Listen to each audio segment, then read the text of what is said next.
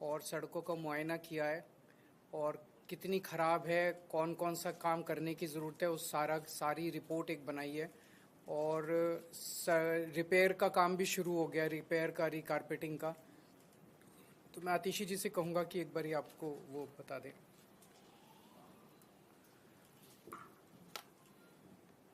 जैसा कि आप सब जानते हैं कि भारतीय जनता पार्टी की केंद्र सरकार ने आम आदमी पार्टी के खिलाफ, हमारे मुखिया अरविंद केजरीवाल जी के खिलाफ षड्यंत्र रचकर एक झूठे केस में फंसाकर अरविंद केजरीवाल जी को 6 महीने तक जेल में रखा।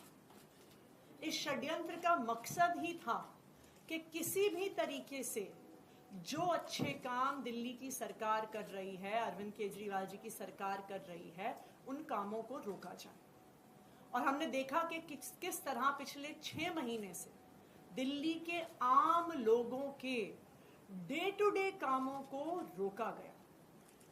लेकिन मुझे खुशी है इस बात की कि भारतीय जनता पार्टी का कोई भी षड्यंत्र सफल नहीं हो पाया।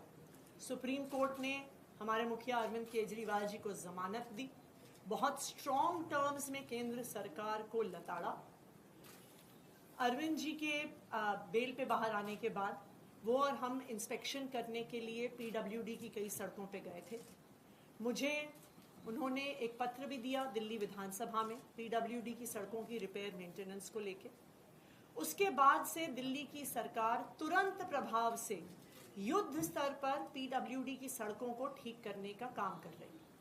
एक ऑल मिनिस्टर्स मीटिंग बुलाई गई, जिसके बाद दिल्ली सरकार के सारे मंत्री, सारे विधायकों ने, पीडब्ल्यूडी के सारे इंजीनियर्स ने 1 हफ्ते के समय में दिल्ली की सारी पीडब्ल्यूडी की सड़कों का मुआयना किया। पीडब्ल्यूडी के पास दिल्ली की 1400 किलोमीटर की सड़कें हैं और कुल मिला के 7000 किलोमीटर का लेन लेंथ इन सड़कों का है। तो 1 हफ्ते के टाइम स्पैन में ये 7000 किलोमीटर की लेन लेंथ की सड़कों का इंस्पेक्शन हुआ और जो सारा डेटा है वो पीडब्ल्यूडी की ऐप पे लोड किया गया। तो प्रॉपर इंस्पेक्शंस ऑनलाइन, हर पॉटहोल, हर टूटी हुई सड़क की फोटोज ली गई, उनको अपलोड किया गया। जो इन इंस्पेक्शन से निकल कर आया है वो मैं आपसे शेयर करना चाहूंगी और नेक्स्ट स्टेप्स क्या क्या है। इस इंस्पेक्शन से 89 रोड्स को पूरी तरह से रीकारपेटिंग और रीस्ट्रेंथनिंग के लिए आइडेंटिफाई किया गया है। ये तकरीबन 230 किलोमीटर सड़कें हैं, 1240 किलोमीटर की लेन लेंथ है। इन 89 रोड्स में से 74 का टेंडर कर दिया गया है और आने वाले कुछ दिनों में ही इनका काम इन 74 सड़कों का शुरू हो जाएगा। 15 सड़कों का टेंडर इन प्रोसेस है और जैसे ही टेंडर कंप्लीट होगा with in a few weeks in remaining 15 सड़कों का भी काम शुरू हो जाएगा। कुछ ऐसी सड़कें हैं जहां पे पूरी सड़क को रिकारपेट करने की जरूरत नहीं है, पूरी सड़क को बनाने की जरूरत नहीं है। कुछ पैचेस हैं, कहीं पे 100 मीटर सड़क खराब है, कहीं पे 50 मीटर सड़क खराब है। तो पैचवर्क के लिए 2,53,000 स्क्वायर मीटर्स को आइडेंटिफाई किया गया है पीडब्ल्यूडी की सड़कों में। मुझे खुशी है ये बताते हुए कि with in the last week itself इसमें से 39,500 स्क्वायर मीटर्स का पैचवर्क ऑलरेडी हो चुका है और बाकी का हमारा टारगेट है दैट बाय 31 अक्टूबर रिमेनिंग जो पैचवर्क है उसको भी पूरा किया जाएगा। इस इंस्पेक्शन में 6,671 पॉट होल्स को आइडेंटिफाई किया गया, जिसमें से 3,454 को ऑलरेडी भर दिया गया है और जो रिमेनिंग 3,217 है उनको भी आने वाले कुछ दिनों में रिपेयर कर दिया जाएगा। हमारी एक इंस्पेक्शन में ये भी एक बात निकल के आई कि कई सारी सड़कें डैमेज्ड हैं क्योंकि वहां पे डीएमआरसी का काम चल रहा है, सराय काले खान के एरिया में आरआरटीएस का काम चल रहा है, डिस्कॉम्स ने कई जगह अपनी लाइंस ले करी हैं। तो जहां जहां पर किसी अन्य एजेंसी के काम के द्वारा की वजह से सड़कें टूटी हुई हैं, with in the next few days in सारी एजेंसीज के साथ हम पीडब्ल्यूडी की मीटिंग करवाएंगे सो दैट जहां पे डीएमआरसी ने रिपेयर करना है उसको भी तुरंत शुरू करवाया जाएगा, जहां पे आरआरटीएस ने रिपेयर करना है उसको भी तुरंत करवाया जाएगा। एक सड़क के बारे में स्पेसिफिकली मैं डिटेल शेयर करना चाहूँगी और वो है new Rohtak road. New Rohtak road जो टिकरी बॉर्डर जाती है नांगलोई मेट्रो स्टेशन से मुंडका होते हुए, वो शायद आज के दिन में दिल्ली की सबसे खराब हालत में सड़क है। उसका रीज़न ये है कि न्यू रोहतक रोड के इंटीरियर में बहुत सारी अनऑथराइज्ड कॉलोनीज भी हैं, वहाँ पे पॉपुलेशन बहुत बढ़ी है। सो ओवर टाइम जो वहाँ से पानी निकल कर आता है उसको अकोमोडेट करने के लिए न्यू रोहतक रोड का जो ड्रेन है उसकी कैपेसिटी कम पड़ रही है। दूसरा, इस साल मॉनसून में तकरीबन नॉर्मल से 2 गुना बारिश हुई है।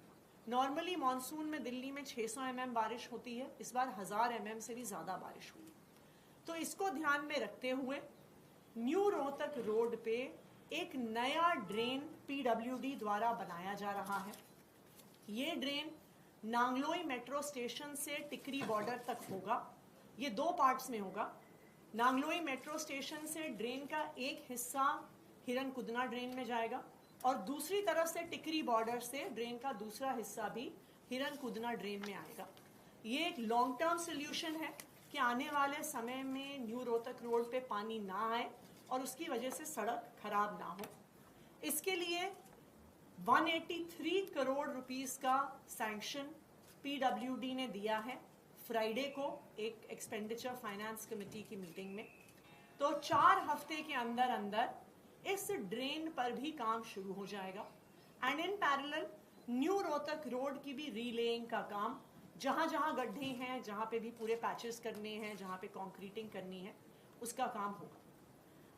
अरविंद केजरीवाल जी अब जेल से बाहर आ गए हैं और उनके मार्गदर्शन में युद्ध स्तर पर दिल्ली के जो रुके हुए काम हैं वो दिल्ली सरकार द्वारा किए जा रहे हैं और आगे भी करवाए जाएंगे। सर, मैं दिल्ली के लोगों को ये आश्वस्त करना चाहता हूँ कि हमारी अब लगभग 10 साल हो गए सरकार चलाते हुए और आप लोगों ने देखा होगा कि पहले 9 साल में आपको किसी भी तरह की हमने तकलीफ़ नहीं आने दी, चाहे वो सड़कें हों, चाहे वो अस्पतालों का वो हो, बिजली हो, हर तरह की सुविधा हमने दिल्ली के लोगों को देने की कोशिश की।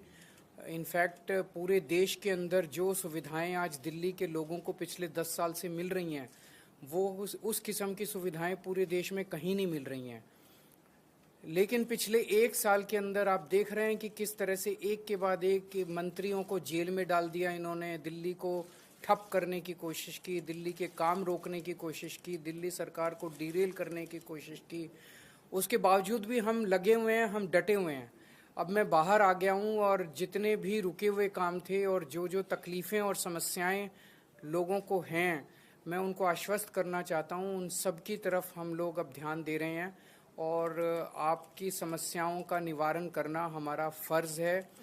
मुझे पता चला है कि दवाइयों की कमी बहुत ज़्यादा हो रही है अस्पतालों में और मोहल्ला क्लिनिक में। इन लोगों ने दवाइयाँ बंद कर दी। इन लोगों ने अस्पतालों में और मोहल्ला क्लिनिक में जो फ्री टेस्ट होते थे वो बंद कर दिए। इन लोगों ने जो फरिश्ते स्कीम होती थी, जब किसी का एक्सीडेंट हो जाए दिल्ली के अंदर उसको फ्री इलाज होता था, वो बंद कर दिया। इन्होंने सड़कों का रिपेयर बंद कर दिया। इन्होंने ओल्ड एज पेंशन बंद कर दी। इन्होंने इस तरह से कई सारे काम हैं, कई होम गार्ड्स की और कई लोगों की तनख्वाहें बंद कर दी। वो सारे कामों पे अब हम लग गए हैं। जो दिक्कतें जो काम बंद किए गए, आतिशी जी से मैंने कहा है ये हमारी सरकार उन सारे कामों को चालू कराएगी और जो समस्याएं लोगों को हुई इसकी वजह से वो अब समस्याओं का निवारण करने की कोशिश करेंगे। आज एक और रेड हुई है, आप ही के आम आदमी पार्टी के सांसद है राज्यसभा के, उनके ऊपर ईडी की रेड हुई। ये समझ नहीं आ रहा, मतलब ऐसे ये कोई भ्रष्टाचार के खिलाफ तो जांच चल नहीं रही। जाहिर तौर पे इन्होंने मेरे को गिरफ्तार कर लिया, इन्होंने संजय सिंह को गिरफ्तार कर लिया, इन्होंने मनीष सिसोदिया को गिरफ्तार कर लिया, इन्होंने सत्येंद्र जैन को गिरफ्तार कर लिया, इन्होंने विजय नायर को गिरफ्तार कर लिया, इन्होंने विभव को गिरफ्तार कर लिया, इन्होंने आज संजीव अरोड़ा के ऊपर ईडी की रेड कर दी। तो ये कोई भ्रष्टाचार के खिलाफ जांच थोड़ी चल रही है। ये तो ऐसे लग रहा है जैसे प्रधानमंत्री जी एक पार्टी के पीछे पड़ गए हैं बुरी तरह से, और जितनी उनके पास ताकत है, एजेंसीज हैं, रिसोर्सेज हैं, सारे के सारे रिसोर्सेज एक पार्टी को और उसके नेताओं को ख़त्म करने के ऊपर लगा दिए हैं। लेकिन हमारे साथ भगवान है, हमारे साथ शक्ति है, तो हमने कोई गलत काम नहीं किया तो हम किस बात से डरेंगे। हरियाणा में भी इलेक्शंस हुए हैं और एग्जिट पोल बता रहे हैं कि बीजेपी जा रही है, नहीं आ रही है गवर्नमेंट में। क्या मुख्य कारण आपको लगते हैं जो इनमें जाहिर तौर पे पूरे देश के अंदर अगर किसी सरकार का मुखिया, प्रधानमंत्री जी सुबह से शाम तक बस ईडी और सीबीआई करेंगे, बदला लेंगे, बदले की कार्रवाई करेंगे, लोगों को जेल में डालने का काम करेंगे, निर्दोषों को जेल में डालने का काम करेंगे, और केवल अब तो पूरा देश जानता है वो केवल एक आदमी के लिए काम कर रहे हैं, उनका एक दोस्त है, उसके लिए काम कर रहे हैं।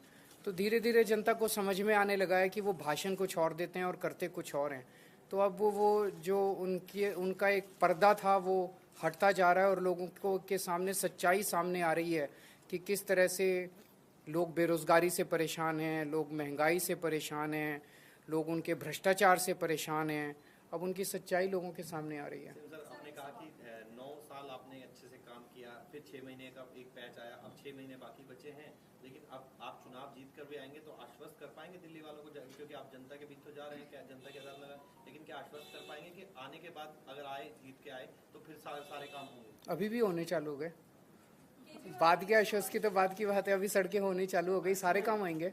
कुछ काम अभी पूरे हो जाएंगे, कुछ काम उसके बाद होंगे, कहीं फिर नए काम भी होंगे, सारे काम होंगे। सर एक सवाल है, सर बीजेपी नेता अनूप पांडे हैं, तो उन्होंने आपको जो दिया गया राज्यसभा सांसद का जो आवंटित आवास है उसको लेकर आपत्ति भी जताई है। कौन है अनूप पांडे? जगदीप धाकड़ जी को उन्होंने पत्र भी लिखा है, उन्होंने शहरी विकास मंत्री को पत्र भी लिखा है कि वो आवास आपको क्यों दिया गया। तो उनसे पूछ लो, मेरे को क्या पता कौन अनूप पांडे है।